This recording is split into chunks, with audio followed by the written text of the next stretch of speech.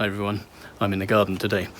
I'm going to turn this ramp into some steps because it's actually not very safe. It's quite steep, and when it gets wet it can become quite slippery. This is in my mother's garden, and she's not quite as nimble as she used to be. So I'm going to do quite a lot of time-lapse video on this, but the sort of important bits I'll fill you in on what I'm doing. Now, to start with, I created a drawing of the different steps that I'm going to make out of each of these. What I wanted to do was see if each could be a reasonable step, saving the slabs as they are. I'm hoping I can take these slabs up without breaking them. I do have a couple of spares if I can't, but let's cross our fingers and hope.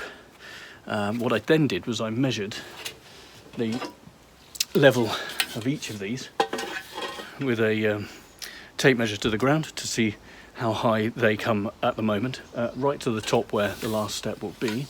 Using the top measurement, I then did a basic calculation, and I worked out the height of each step would be 152 millimeters, which is about 6 inches, which is perfect for a step, and these are obviously about 2 feet or 600 millimeters deep. So that would be a nice, usable set of steps if I can create it in that way.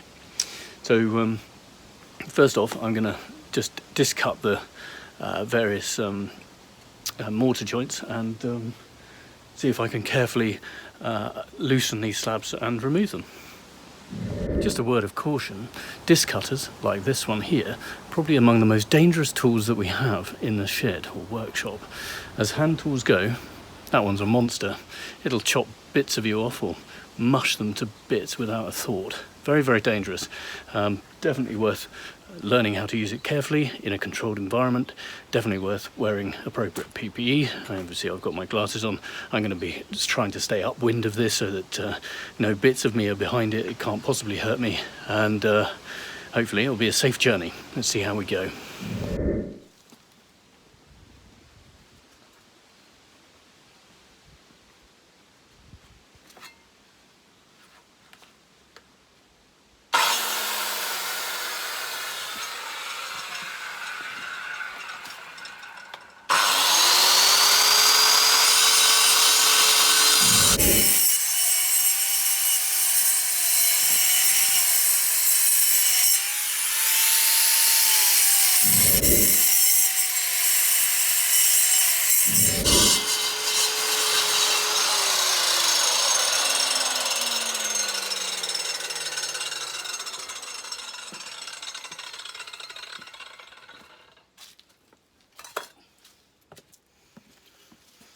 There we go, that was fun.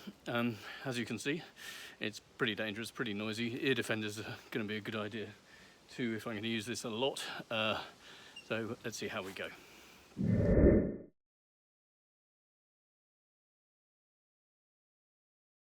I'm hoping with a bit of encouragement from a bolster, I might be able to loosen these. They sound quite hollow underneath.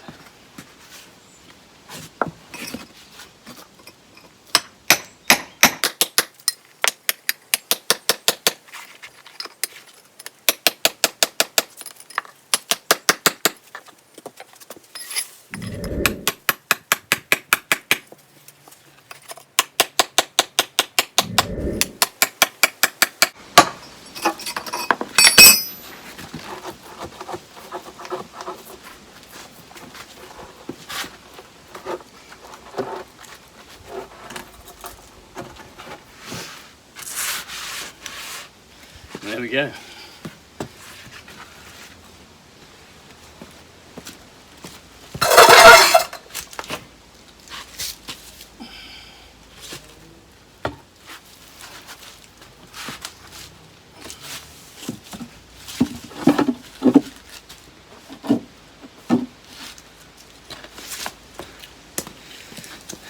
Okay, well, I think that is a result.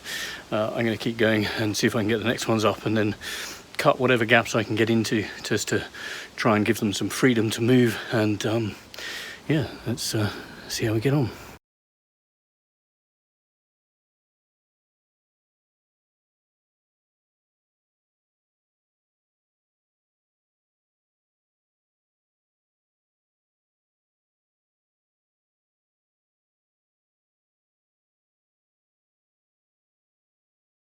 My plan when designing this was that this first step would actually be lowered and become part of the general area, because it's quite close to the house behind me, and we don't want people tripping over it when they're just using the patio.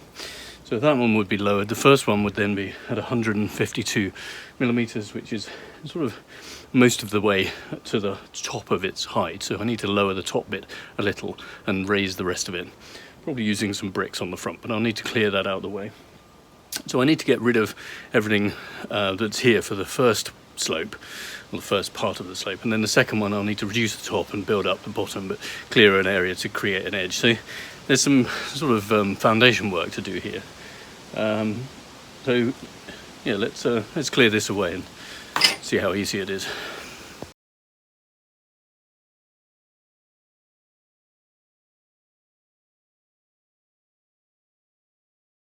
As a general guide, when breaking up masonry, it's far easier to split it apart than try to hit into it. It's very hard stuff, so hitting into it to try and break it is very hard. But if you can get into it with something, such as a lever bar, you can then split it by driving that as a wedge where there's a logical gap. So I've now managed to create a little corner here. If I put this under here,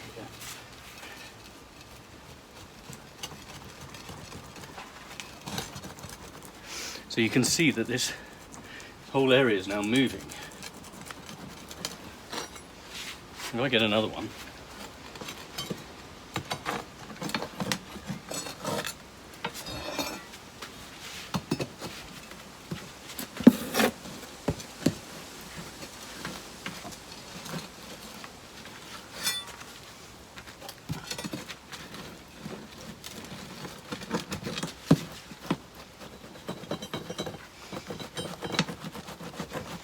and obviously I'm being careful because I don't want to break the next slab.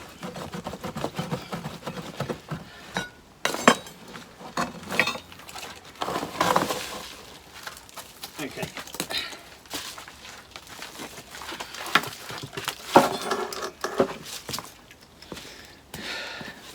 So this is really useful because what it shows me is the foundation, so this hard core that's been used as a sort of sub base, if you like, and then the thickness of the mortar that's been used. Now this mortar is quite crumbly, it's not got much cement in it, and so it's breaking up quite easily, which is good for me. Not necessarily good for the longevity of the patio, because obviously the more cement the harder it is, generally the longer it lasts.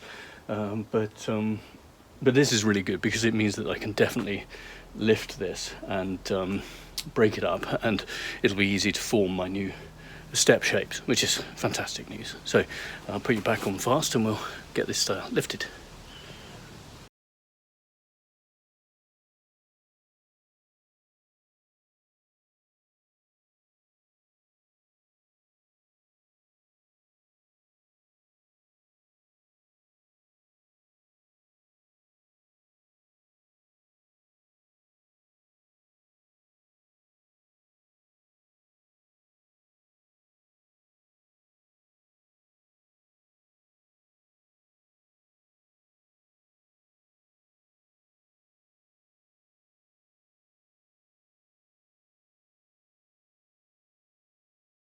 Okay, so what you've seen me doing there is very carefully unpicking this lowest slab to try and avoid it lifting the rest of the patio. I could see that the closest slab here was starting to move, and I'll probably have to unpick that and remortar it when I do the reinstallation. But for now, I just wanted it to leave it alone, leave it there so that I could take up the rest. And it's actually going really well. So this can now be lifted. And yeah, I can easily clear the space for the slab to go back in and mortar it back in position, and that'll finish off the original sort of lowest level for that first step. The second one's going to be relatively easy to build, but I do need to build the sort of retaining wall on 3 sides to then contain the hardcore and so forth. But I do need to carry on with this. I'll clear it all out of the way. I need to get some bags as well to bag up this rubble, keep it neat and tidy. And yeah, it's obviously a bit of a process to clear this out, but I'll be left with a bit of hardcore on a slope, and I can then start to create my steps from there.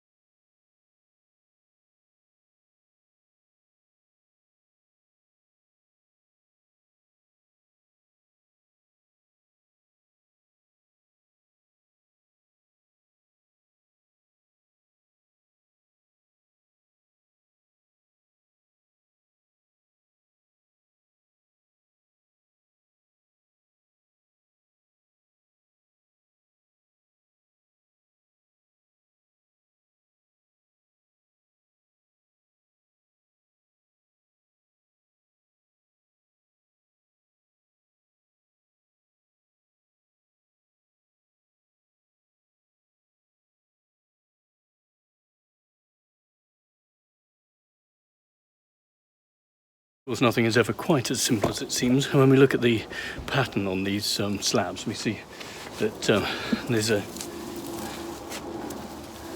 join there, but actually the step used to be offset slightly. So if I were to put in the slab that came out into that space, we'll have a kind of a dog leg line that won't look very good. So I'm going to take this loose one out and then put the step in from that place across, and then have another piece at the end. Try and make it look more natural in the layout of it. I can do that once I've got it cleared. I'm going to carry on with the rest and see how we go. But there's quite a lot of rubble coming out. I've got three bags full of rubble so far, and there's only so much of that that's going to go in. I'm very conscious that I'm digging into the ground, so I'm taking out stuff and I might not reuse it. So there will be a trip to the refuse place. But I've got to make sure I've got enough of a hardcore base compacted for these steps before I get rid of the waste. So I'm going to store it neatly in bags for now.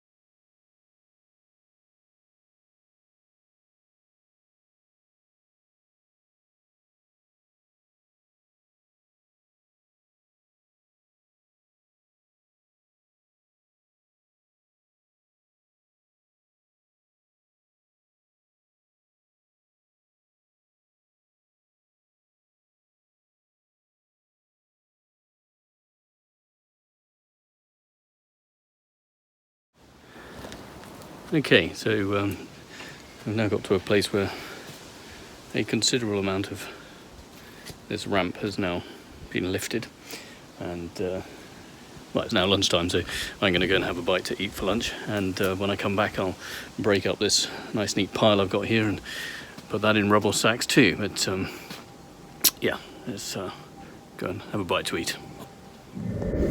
Right, back from lunch, and I've got some more rubble bags. Let's get rid of this stuff.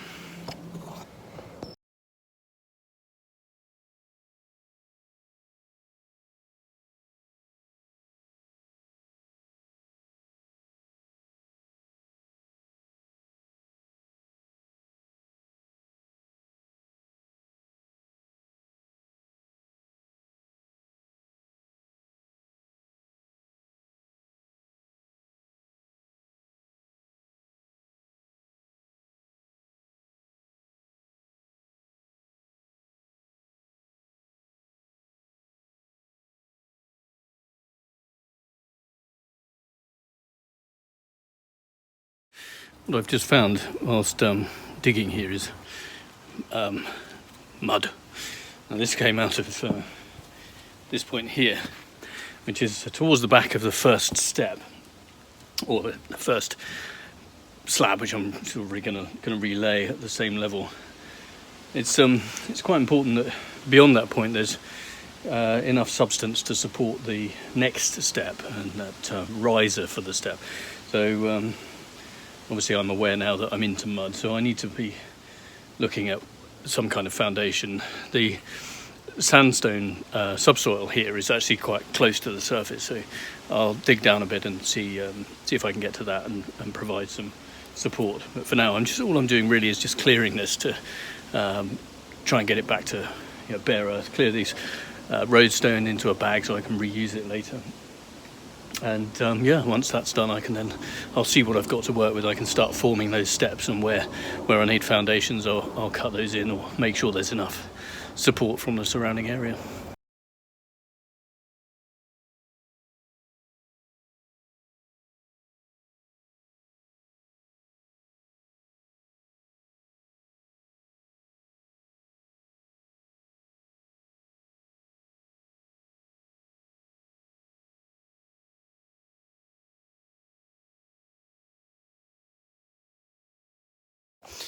Okay, that's cleared up a lot of the roadstone that's on the top here.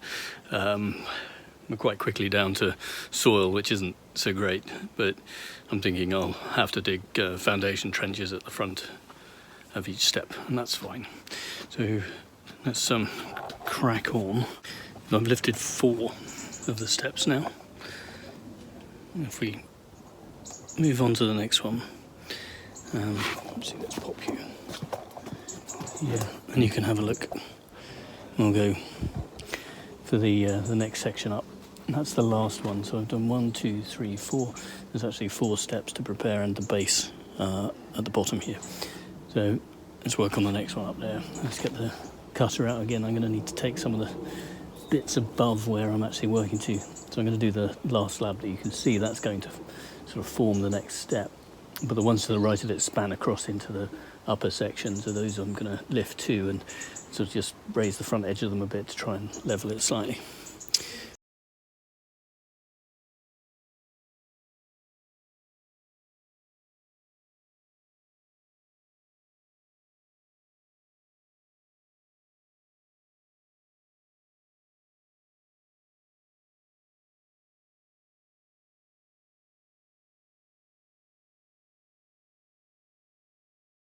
Hi everyone, back in the garden for day 2.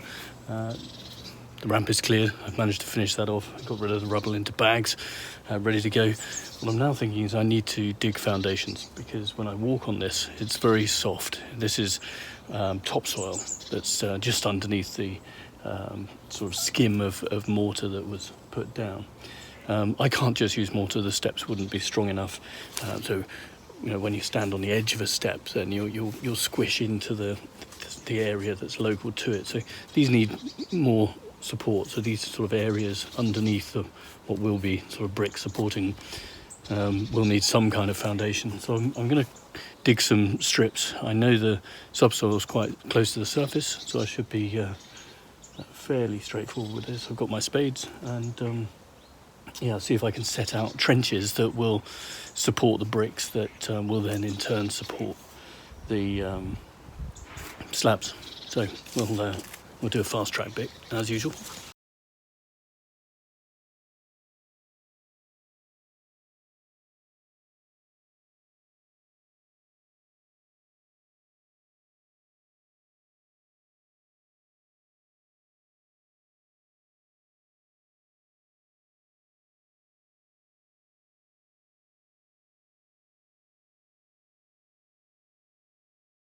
It's really interesting how the subsoil is different in different places.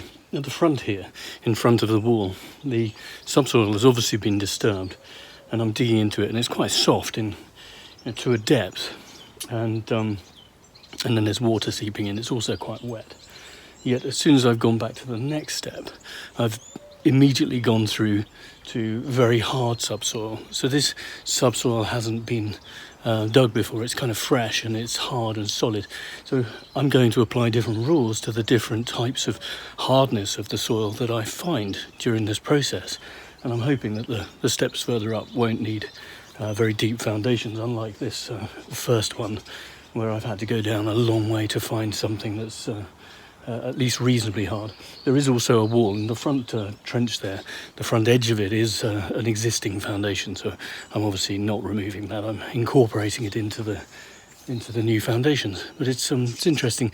You have to respond to what you find, and that's definitely the case with this project. It's jolly hard work too. It's good exercise. There's no way of getting an excavator in here really to do this. It's a small job, but so it's quite labour intensive, which is good for me because I'm very unfit.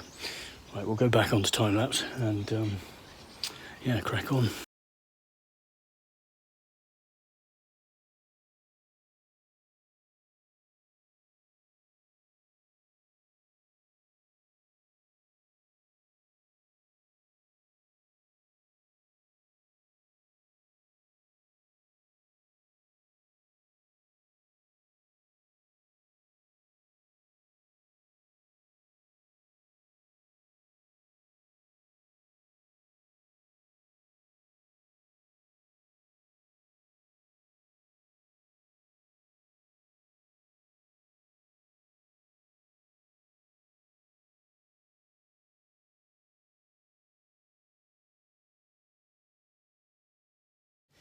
Okay, so I've just checked all these and they're all onto firm ground and the heights look okay. We're going to have different thicknesses of concrete, but that doesn't matter. It's a set of steps. It's not a runway for a jumbo 7x7 to land on. Okay, so I think we're all done for now on this. It's time for lunch. I'm ready for concreting. I need to get some materials. Okay, back from lunch. The next challenge on this job is going to be shuttering. We need to put pieces of wood to stop the concrete from spilling over and hold it in place to form the foundations where it would otherwise just fall down the slope. So I've got some timber, I've got some screws, and I've got a screwdriver and a saw and a square and yeah, all the things I need. So I'm going to crack on with that.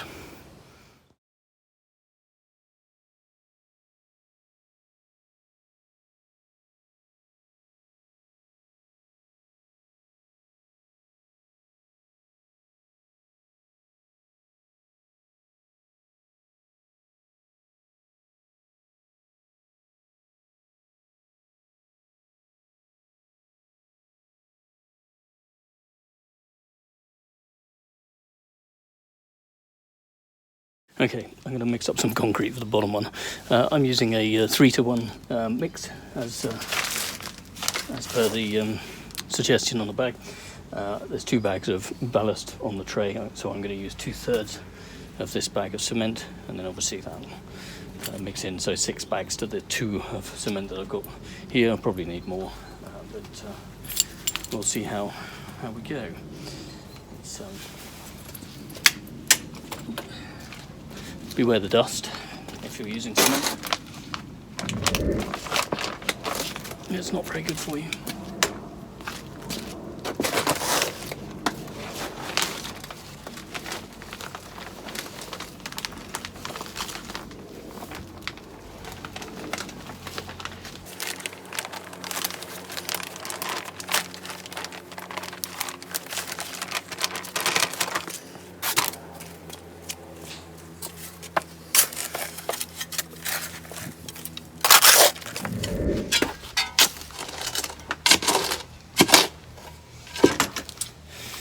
Gonna put some water with it.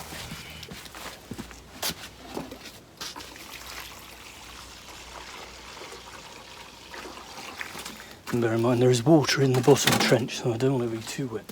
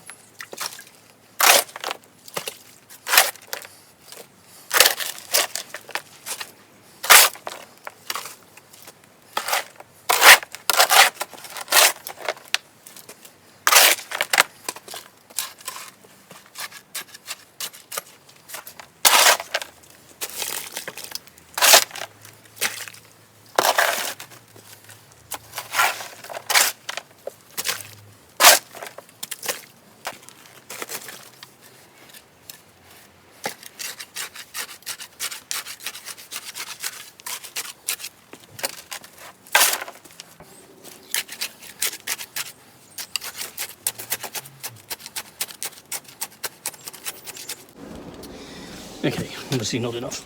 I'm going to mix up some more.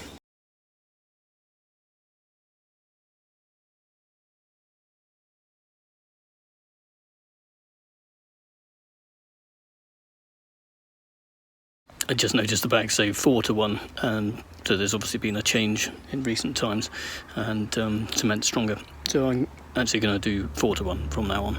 It's not going to harm that I use 3-1 initially, just be a bit harder. So yep, we'll mix up some more, crack on.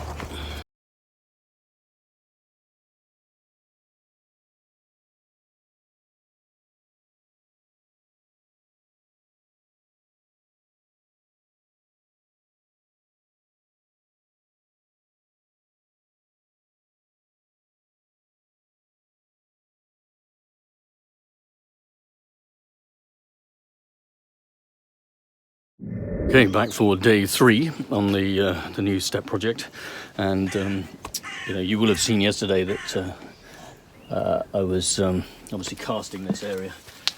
You may have seen in the videos that I was using a spirit level as well, making sure that I was getting this level, which it is, and it's level in this direction as well.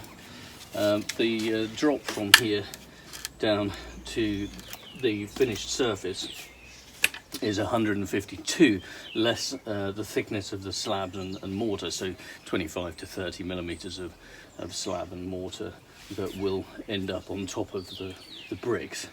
The bricks theoretically will start on this just behind the slab that's in front.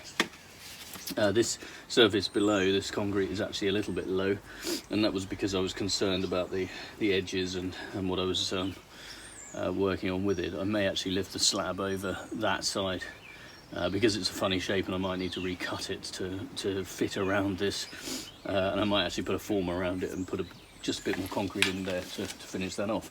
But first I'm going to work my way up, finish off the next one up, which I started. So that's a sort of partial fill in there, and then obviously these two beyond. So I'll put it on time lapse again, and we'll get the concreting finished, and then we can start looking at whether we can get some bricks onto these these foundations. Grand. Right, onto time lapse.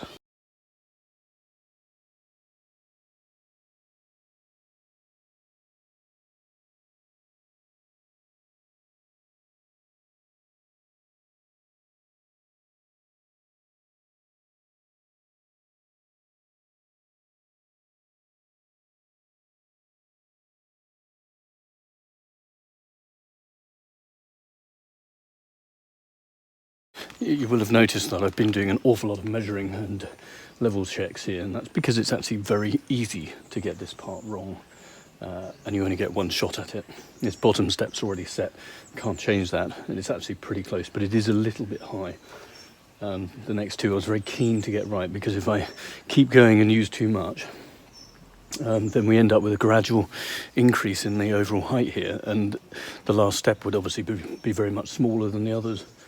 So that's what I've been doing, and that's why I've taken a long time doing that. But I'm in a good place now.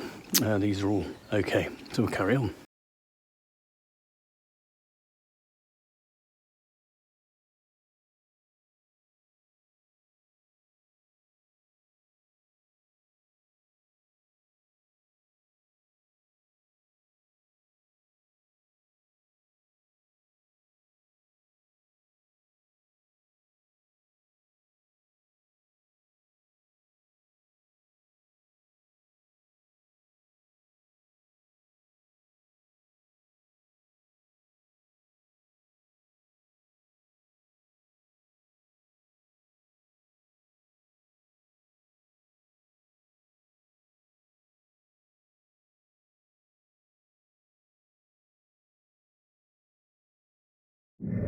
Right, well, that was the morning, and back for the afternoon, just after lunch.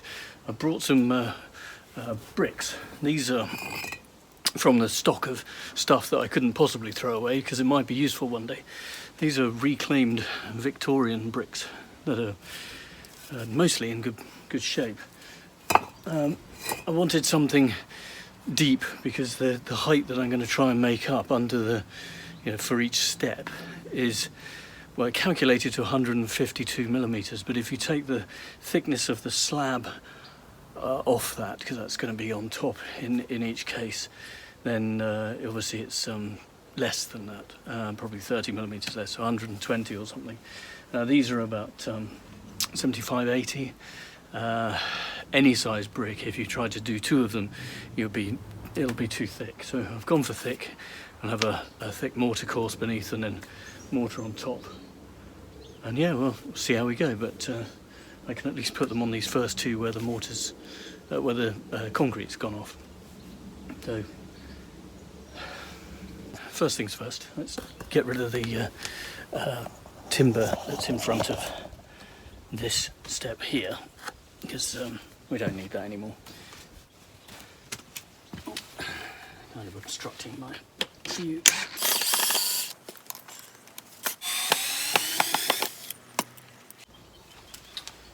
Right. That's better. Now there is there's a slab down here that you can see the slope was along the edge of it, and it's obviously been cut. There's a bit of a strange edge to it here. So I think when I install the bricks, they need to be within the profile of the slab that's going to go on top. So they could potentially just go next to that and no one will ever see the slight runoff. Perhaps I might see if I can trim it with the saw. Yeah, let's do that.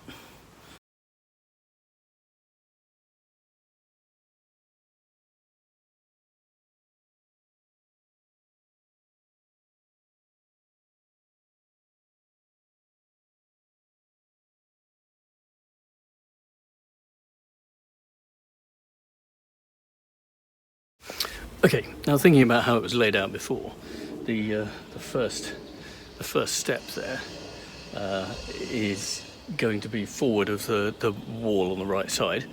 So there'll be a mortar course and then the slab, and then so it's going to be sort of 615 millimeters to the front of the slab, and the bricks will need to be just sort of tucked under there, maybe a sort of 20 millimeter overhang, something of that order. The next shelf up, the next step up, that is potentially needs to be the sort of mortar course again. But what we also need to bear in mind is that because we're lifting all of these from where they were as a slope to flat, they're actually going to effectively become longer because they were at an angle, and we could do a bit of trigonometry and work out what that angle means in terms of length. In fact, I think I might do that, and then see if we can perhaps use that extra bit as the overhang for each step. So you'll have a slab, a mortar joint, and the bricks behind it, and then on top of the bricks you'll have an overhanging slab. That overhang can't really go over the slab below because we'll end up with not enough slab to get to the top. So I need to do a quick calculation on what that sort of loss of slab is. Bit of trigonometry. See if I can do that calc. Okay, so here's my calculation. I've just measured this from the base of this here all the way up to put that angle piece there. So that's going to be the new sort of front edge of the step at the top. And what we have is 3.13 meters on that hypotenuse of that triangle. 760 is the height. We know that from the distances I measured with the spirit level before. So we're obviously after x. So using a bit of squaring calculation, we know that that squared plus x squared is going to equal that squared. So I can back calculate that, which is what I've done here, and I've ended up with 3036 would have been the base dimension, and if we take those off one from the other, we end up with 94 millimeters difference. So that 94 millimeters or 9.4 centimeters, I can use that to help me with sort of overhanging these steps, effectively removing mortar joints between where there were mortar joints between the slabs on the slope. I can then use those, and they're effectively over the top of one another with no mortar joint between them. So anyway, I hope that makes sense. It kind of makes sense to me, and hopefully there won't be much error at the end. But I don't have to mortar all of these slabs in until I've got it all prepped and ready to go. So if there is any error, then I can take it out at that point. I'm going to mix up some cement. This is a 5-to-1 cement to sand, builder's sand ratio. And I'm going to put it on time-lapse because you don't want to watch me do that. Just one small observation. If you're trying to do a 5-to-1 mix, you've got a bag of sand and you've got a bag of cement. And it's kind of hard to decide how much a fifth of a bag of cement is. Estimation needed. I guess if you had a mixing machine, you used 5 bags of sand and 1 bag of cement, that would be really easy. Oh well, best guess.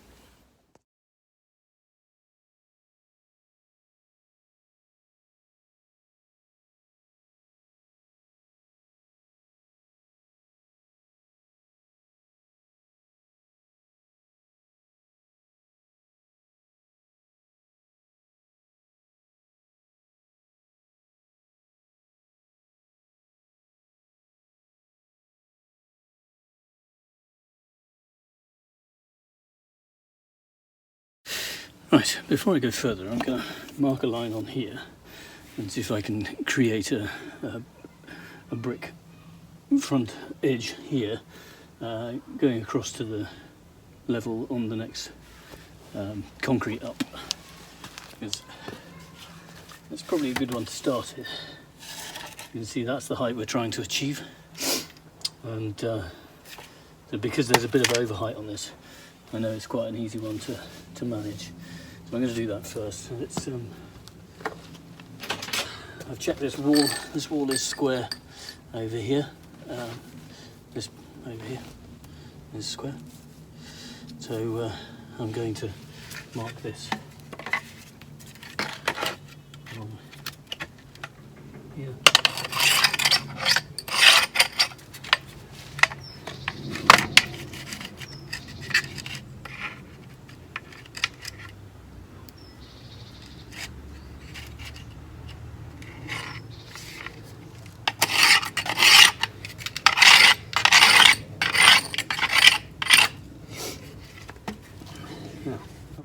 And we look at where the slabs were before and take a measurement.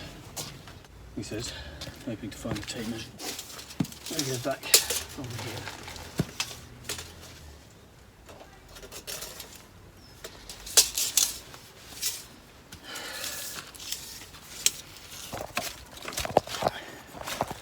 We go from the sort of next, from this, where this main slab is going. Is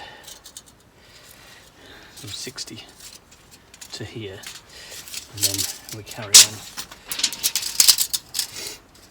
Is 115 to the front of that foundation, and then the front of that foundation is 120 to the line. That's with no mortar joints, so I'm okay to put my bricks behind that line, because I'll then be able to overhang the top, and the next one down be in front of this and onto bricks here, and then I'll have my full slab in front of that. In fact, if anything, I've got to be worried about squeezing too much in, so it would be better to actually set these back a little behind this line, just to give myself enough space. Otherwise my overhang might be too great on the next step down. So I'll space them back 20mm for a mortar joint up. Right, let's get some water on here.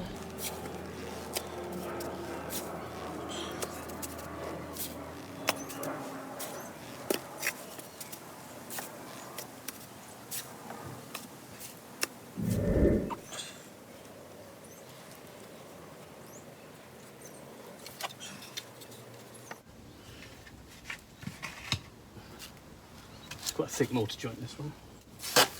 And then we got the slab against it, so we knew that was going to be the case.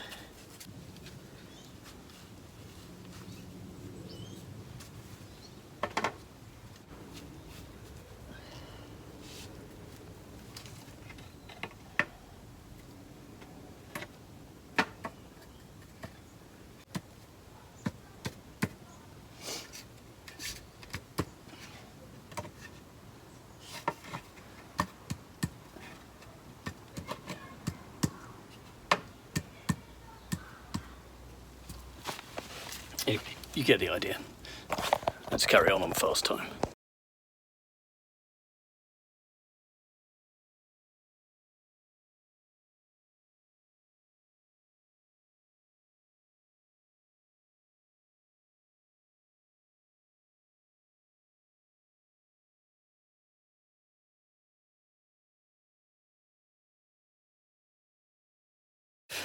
Okay, so this is now level.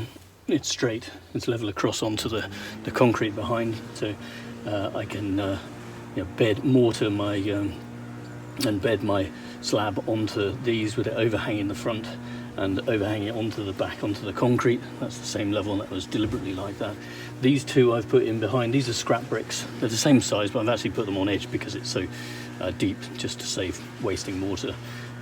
Those will take some of the load on the slab, because the slab, obviously, if you were to really load it and there's a big span, then it would break. I don't want that, so I'm trying to bridge the gaps by putting these in, transfer into this foundation. So that's the sort of method, and I'm going to carry on doing that, starting with the one below, where I need to build up quite a lot of mortar, I think, to get to the stage where I need to be. So let's put you back on time lapse and we'll go with that.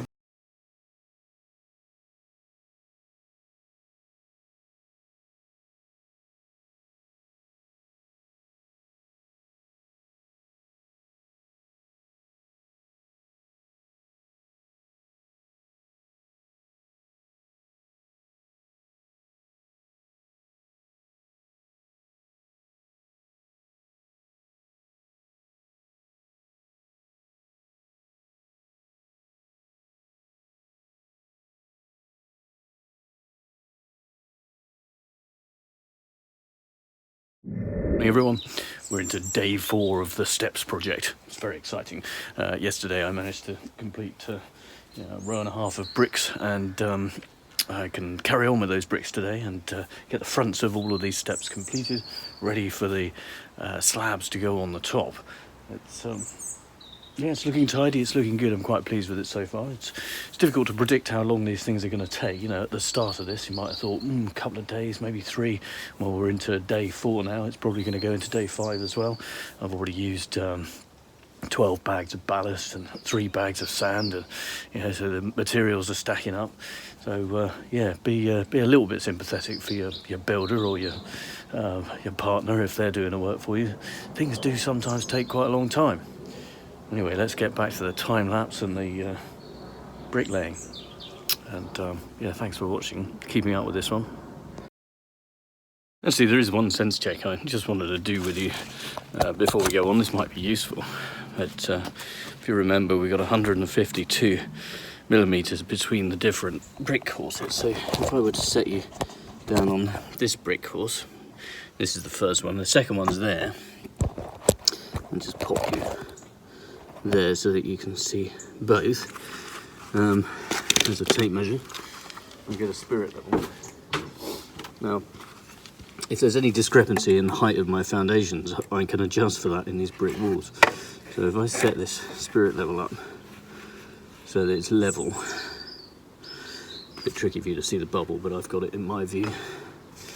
Then what we can do is get this tape measure and stick it down in front of this, down to the brick.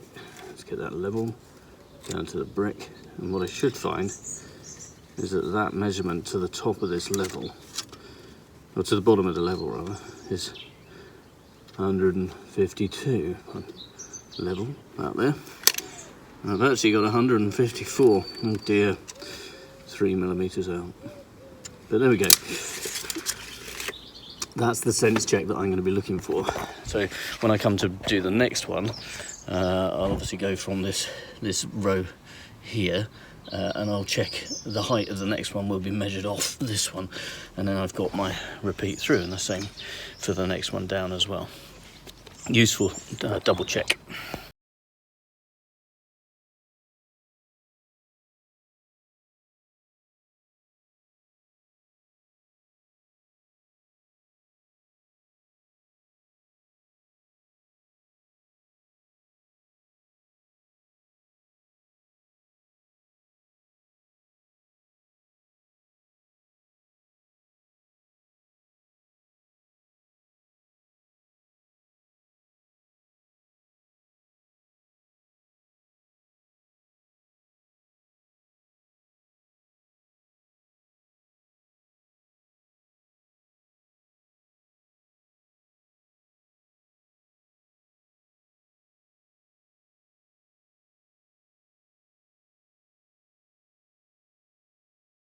Hey, we're going well. I just stopped for lunch, and now I'm going to crack on and do the last row of bricks right at the top there. This one's got a bit of a L shape to it because it's retaining on two sides because of a tree that's in there. So it's a slightly more complex one. Bit of measuring to do too to make sure my steps are still on track. And yeah, it's all looking good. So back onto time lapse for you.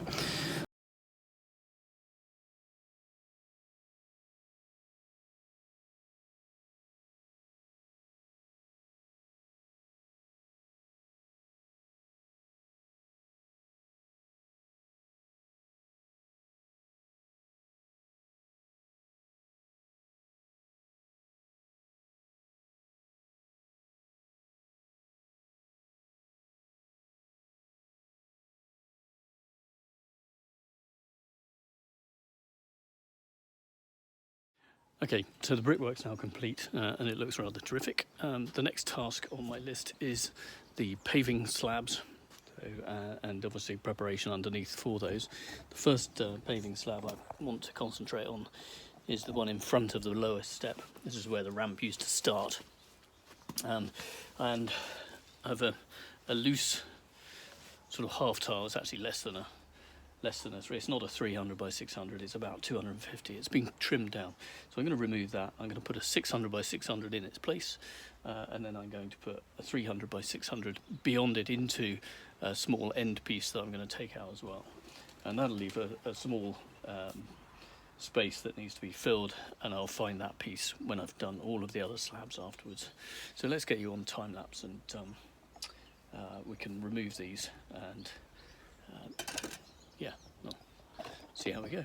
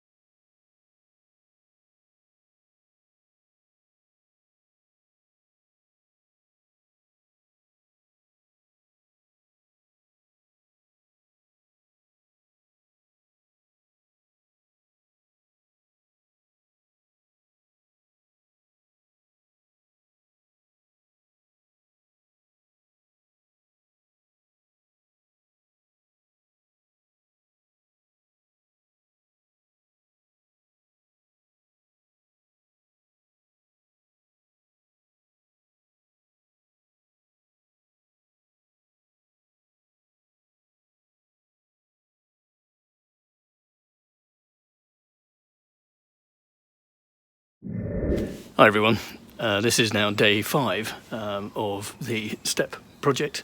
It's actually a half day today because I've been doing other things this morning, but as you can see the paving is now complete, which is rather fabulous. Well, complete as far as I was going to get it yesterday, with that last piece that I'll need to do later. What I'm going to do first today is infill between the gaps, the foundations and the supporting points, to give it some support when I put the slabs on. So that's going to be a hardcore job. I've got all the recovered hardcore that I took out originally, which I can break up, and this tool here, known as a punner or a hand rammer, is a heavy solid steel based pounding tool, and you pound it, pound to sort of compress the hardcore material into the gaps so that it's nice and solid for the mortar bed to go on top. So that's what I'm going to do next. I'll put you on the time lapse as usual, and yeah, see how quickly we can get this stuff in.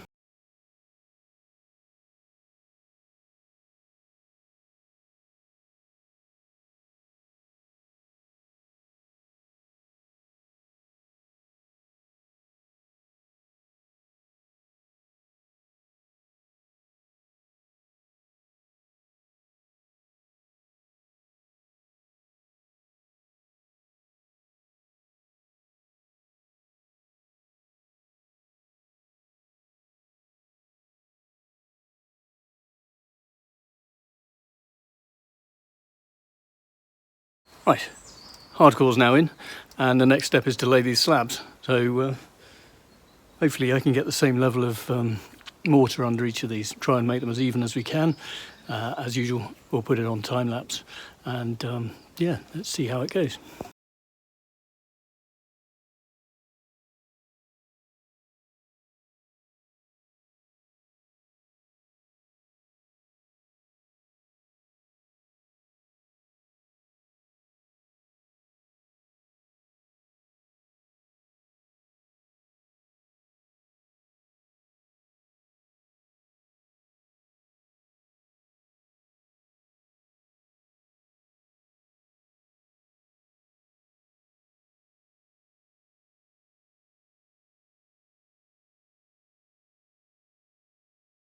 So now you really start to see what we're actually going to achieve. These first two done. These are easy because they're solid, big slabs. The others are going to be more complicated. And the angles where it's gone off on a tangent, they might be tricky too, because when they were on a slope, they will have had a different angle to when they're laid flat. But we'll see. I might need to do some cutting, but I'll lay them out on there and see how good they look. But yeah, I think it's looking pretty cool. This is good, exactly as expected.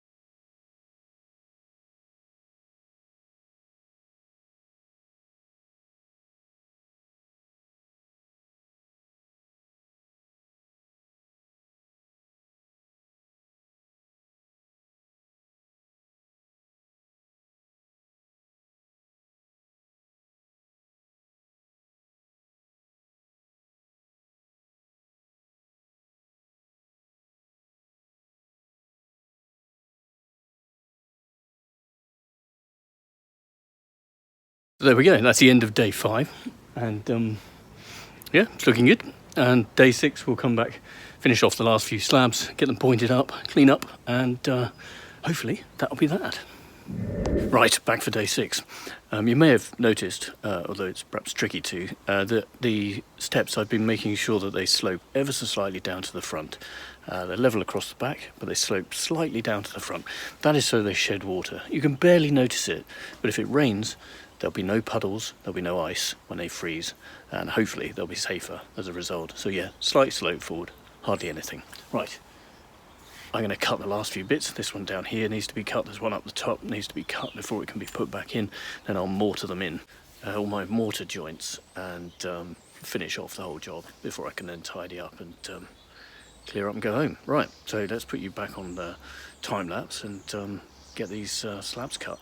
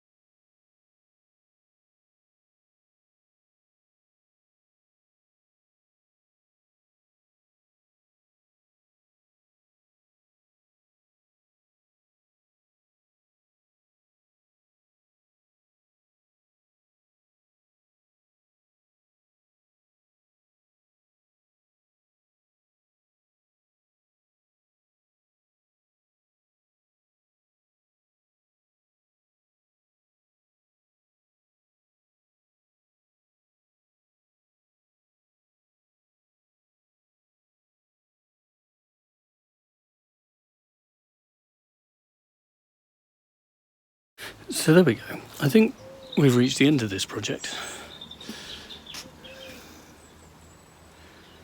Where there was once a ramp, there are now steps.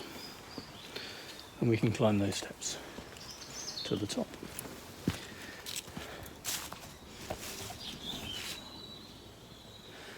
I think this is going to be a lot safer for Mum.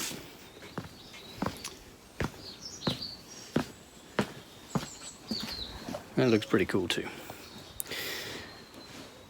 If you've got some comments, put them in the chat. Give it a like if you like it. Subscribe to the channel. And as always, thank you for watching. Take care, guys.